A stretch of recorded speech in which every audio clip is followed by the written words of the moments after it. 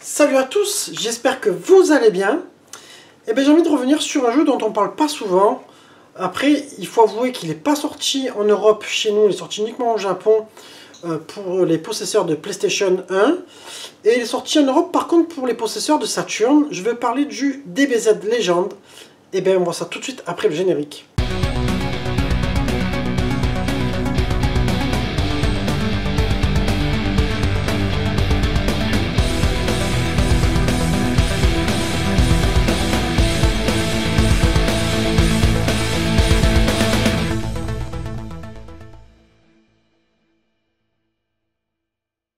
Alors, sur PS1, c'est vrai qu'on a été vachement déçus quand même de nos DBZ. Et le plus dingue, c'est qu'ils t'ont sorti en Europe les plus pourris. Et celui qui aurait pu être un peu plus sympa, un peu plus intéressant, il est sorti qu'au Japon. Va comprendre pourquoi. Alors nous, on a vu cette première bouse là, ce DBZ Ultimate Battle 22, hein, dont on ne reparlera pas forcément. Et puis on a vu le Final Bout, moi que j'ai pas gardé à l'époque, parce que j'avais trouvé ça tellement pourri. Mais entre deux, il y a eu le DBZ Legend qui était sorti au Japon sur PS1, qui est sorti aussi au Japon sur la Saturn, et qui est sorti en Europe sur la Saturn, mais pas en Europe sur la PlayStation. Pourquoi, je sais pas. Un jeu qui était développé par TOZ, qui avait été édité par Bandai, qui est sorti le 31 mai 1996 au Japon, et en Europe sur Saturn est sorti en décembre 1996. A savoir que sur Joypad, il y a eu un test Saturn qui avait été fait. J'ai retrouvé sa note qui était de 81%. Donc c'était pas un super jeu, mais c'était un jeu qui était intéressant, qui avait un côté jamais vu en fait dans ce type de jeu de combat.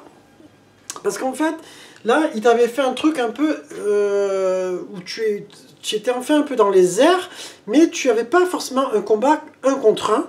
C'est-à-dire que tu pouvais te battre à 3 contre 3, mais aussi à 2 contre 3, 3 contre 2. C'était selon aussi le mode histoire, etc., selon comment tu voulais le respecter, parce que je vais en revenir là-dessus aussi.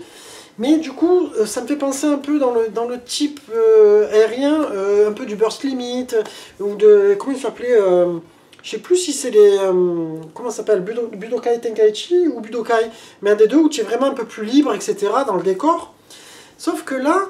En fait, tu vas avoir, si par exemple tu combats, on va dire 2 contre 2 par exemple, chaque perso a sa barre de vie, mais pour pour atteindre ton personnage, en fait, en bas, tu vas avoir une barre de power, un peu comme les deathmatch dans World Heroes, c'est-à-dire que tu vas une bande bleue, une bande rouge, et toi, tu es ta bande bleue, il faut que tu arrives jusqu'au bout, à force de frapper, en fait, à force de mettre des dégâts, ta bande va monter.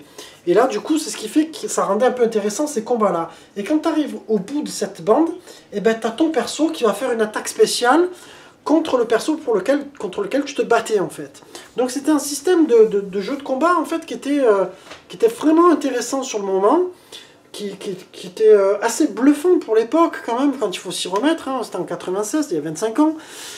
C'était quelque chose de novateur un peu quand même dans ce délire-là de la 3D, même si ces consoles-là s'y prêtaient pas encore super bien, tu vois, parce que graphiquement, ça a pris un coup dans l'aile quand même, tu vois, t'as les persos, ils ressemblent un peu, mais c'est des pixels, quoi, tu vois, et quand tu vois Krillin, à un moment donné, quand tu vois un peu s'approcher, on dirait qu'il a une tête de chat, tu vois, pourtant il est chauve, mais ça lui fait un truc, tu vois, c'est pas super bien fait, mais bon, est-ce qu'on pouvait faire mieux, je sais pas.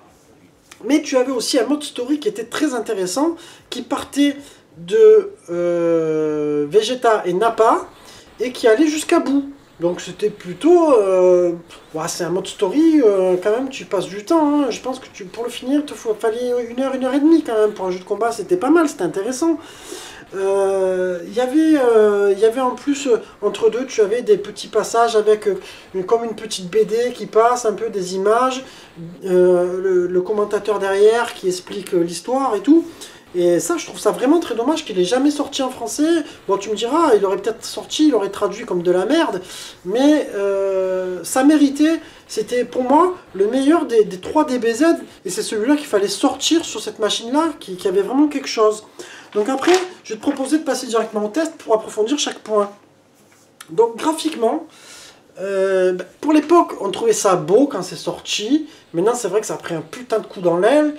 En même temps, c'était pas non plus miraculeux. tu vois. Bon, il y a les attaques, c'était pas mal, il y avait des effets, etc. Il y avait des trucs intéressants. Après, c'était pas magnifique, c'était pas pourri. Après, personnellement, est-ce que la PlayStation aurait pu faire plus beau que ça sur des personnages comme ça, 3 contre 3, gérer une IA, parce que l'IA était pas mal quand même, était bien foutu.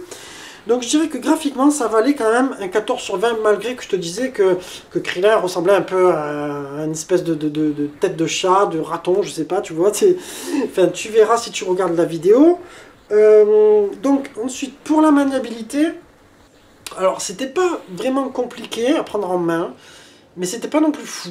Il y avait un système, je me rappelle avec la croix, à un moment donné, t'arrivais, ça te permettait de disparaître et d'arriver de réapparaître et d'envoyer un gros coup de pied et d'envoyer l'autre, l'adversaire, un peu plus loin, ou alors à terre, ou alors même dans les rochers. Ça c'était pas mal foutu parce que ça se brisait en deux, tu vois, les rochers qui se cassaient.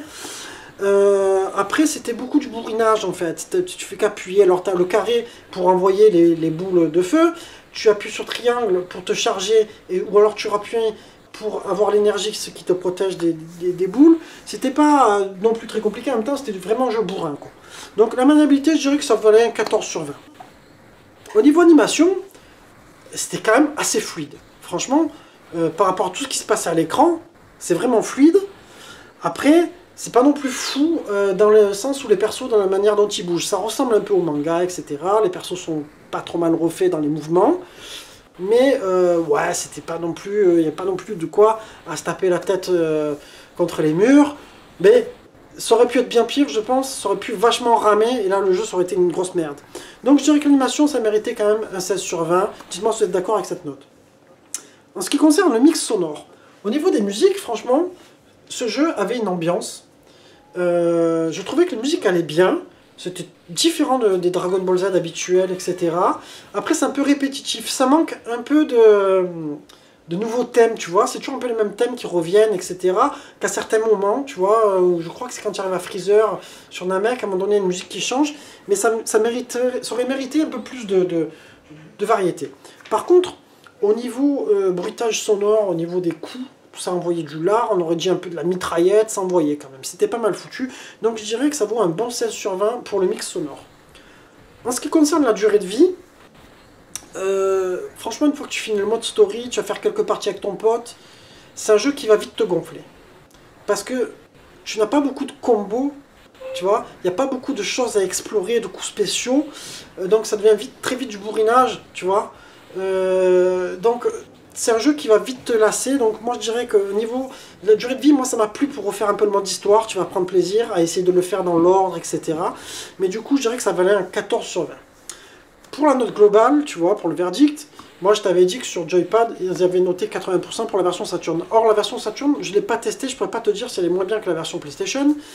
Mais là j'en suis pas très loin, puisque je vais arriver sur un 15 sur 20, c'est pas non plus mauvais. C'est pas extraordinaire, mais c'est un jeu qui aurait mérité quand même d'avoir sa sortie européenne. Donc pour moi, en conclusion, je te dirais que c'était quand même un bon jeu, intéressant, qui était dans de l'innovation. Il y aurait peut-être eu à l'époque, il aurait peut-être fallu poursuivre, tu vois, sur ce système. Par contre, c'est vrai qu'il ne restera pas forcément dans les annales. D'ailleurs, pas souvent, j'entends pas souvent parler de ce jeu-là. Après, ça reste quand même un jeu que si tu aimes la baston, à avoir dans ta collection, quoi. Enfin voilà, j'espère que cette vidéo test vous aura plu. N'oubliez pas de liker, de partager, de commenter. Et puis je vous embrasse tous et je vous dis à très bientôt les amis. Ciao ciao.